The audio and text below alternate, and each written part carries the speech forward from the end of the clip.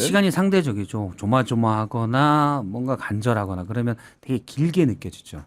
그런데 지루하거나 그러면은 지루하고 반복적인 일상들은 어떻게 보면 시간이 되게 빨리 갑니다.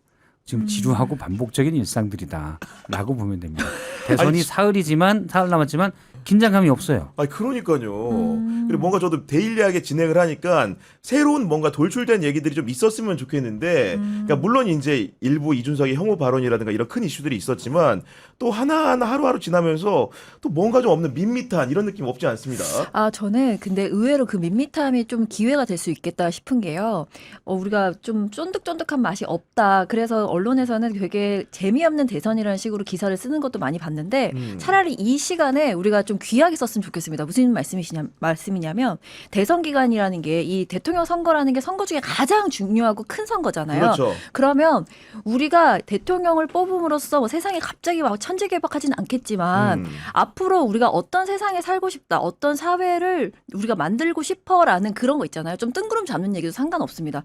이 기간은 우리가 그렇게 쓸 수 있는 유일한 시간이라고 생각하거든요. 그래서 이제 정권이 바뀌거나 혹은 뭐 어떻게 될지 모르지만 그렇지만 나는 이런 세상이 되면 좋겠다. 이런 주제로 좀 얘기를 좀 나눠보면 좋지 않을까 그 그렇게 건설적인 생각합니다. 얘기를 해보자는 우리 기추아님의 제안이 굉장히 좋게 들리고, 다만 흥미 요인이 왜 떨어졌을까 생각을 곰곰이 해보면은 국민의힘에서 우당탕탕 하던 시기는 굉장히 재밌었거든요. 그러니까 그런 요인이 없어지니까 약간 뭔가 좀 재미가 반감된 거 아닌가 생각도 듭니다. 지금 대선 한 보름 정도 남았을 때부터 계속 나왔던 얘기가 뭐냐면 시사 프로그램을 저도 예전에 만들기도 하고 진행도 해봤지만 나오는 얘기가 이제 한동훈 전 대표가 많이 나오잖아요.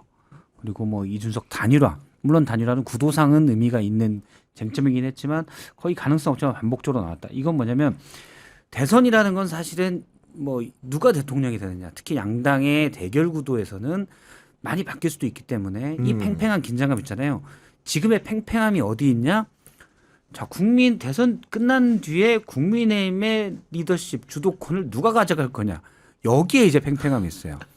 그러니까 대선 1, 2가 양당의 대결에는 팽팽함이 이미 없어져 버린 거예요. 네. 그래서 사람들도 당연히 관심이 한동훈 전 대표가 나중에 뭘 할까?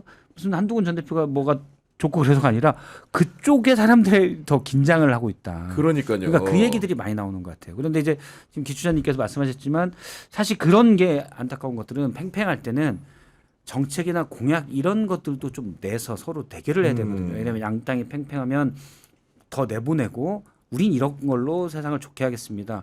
그건 좀 문제가 있어요. 우린 이런 걸로 할게요. 네. 이런 식의 담론이 형성이 되는데 그런 부분이 안 되는 건 좀 아쉽다라고 생각을 합니다.